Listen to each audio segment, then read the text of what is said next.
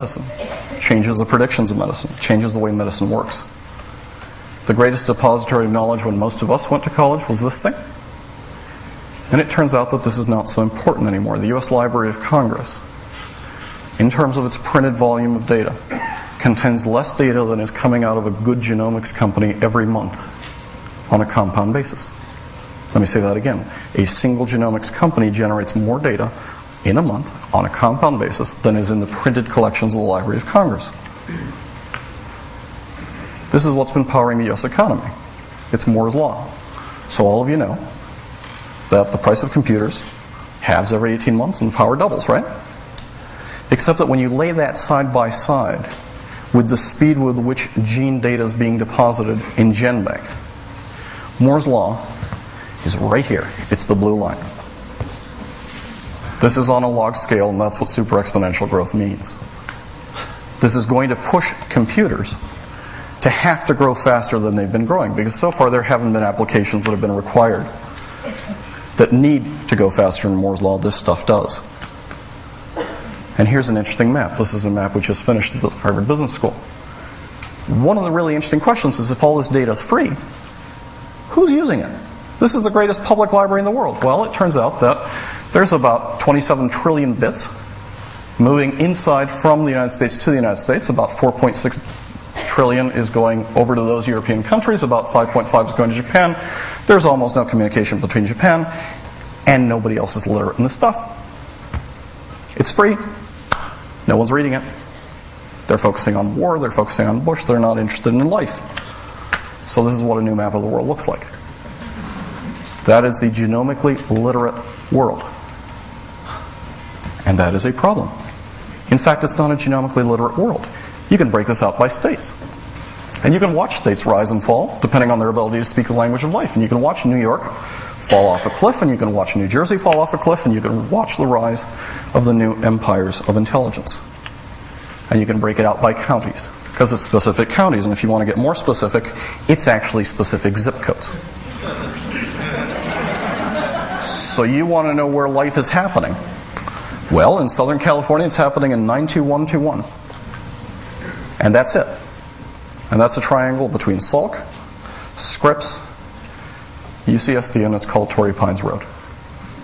That means you don't need to be a big nation to be successful. It means you don't need a lot of people to be successful. And it means you can move most of the wealth of a country in about 3 or 4 carefully picked 747s. Same thing in Massachusetts. Looks more spread out, but oh, by the way, the ones that are the same color are contiguous. What's the net effect of this? In an agricultural society, the difference between the richest and the poorest, the most productive and the least productive, was 5 to 1. Why? Because in agriculture, if you had 10 kids and you grew up a little bit earlier, you worked a little bit harder, you could produce about 5 times more wealth on average than your neighbor. In a knowledge society, that number is now 427 to 1. It really matters if you're literate, not just in reading and writing and English and French and German, but in Microsoft and Linux and Apple. And very soon it's going to matter if you're literate in life code.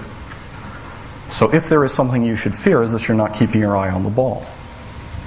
Because it really matters who speaks life. That's why nations rise and fall. And it turns out that if you went back to the 1870s, the most productive nation on earth was Australia, per person. And New Zealand was way up there. And then the US came in about 1950, and then Switzerland about 1973, and then the US got back on top, beat up their chocolates and cuckoo clocks. And today, of course, you all know that the most productive nation on earth is Luxembourg, producing about 1/3 more wealth per person per year than America. Tiny, landlocked state, no oil, no diamonds, no natural resources, just smart people moving bits. Different rules. Here's differential productivity rates. Here's how many people it takes to produce a single US patent. So about 3,000 Americans, 6,000 Koreans, 14,000 Brits, 780,000 Argentines. You want to know why Argentina's crashing? It's got nothing to do with inflation. It's got nothing to do with privatization. You can take a Harvard-educated, Ivy League economist, stick him in charge of Argentina. He still crashes the country because he doesn't understand how the rules have changed. Oh yeah, and it takes about 5.6 million Indians. Well, watch what happens to India. India and China used to be 40% of the global economy. just at the Industrial Revolution, and they are now about 4.8%. 2 billion people, 1/3 of the global population, producing 5% of the wealth.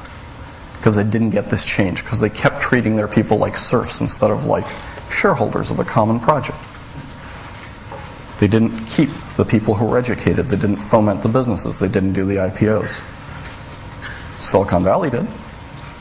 And that's why they say that Silicon Valley has been powered by ICs, not integrated circuits, Indians and Chinese.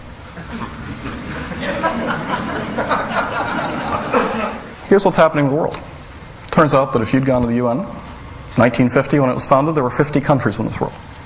Turns out there's now about 192. Country after country is splitting, seceding, succeeding, failing. And it's all getting very fragmented. And this has not stopped. In the 1990s, these are sovereign states that did not exist before 1990. And this doesn't include fusions or name changes or changes in flags. We're generating about 3.12 states per year.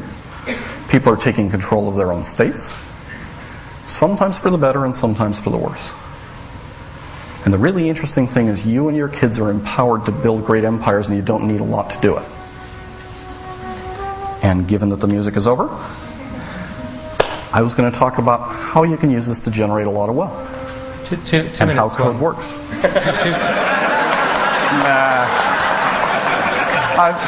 I'm going to stop there and we'll do it next year, because I don't want to take any of Lori's time. But thank you very much.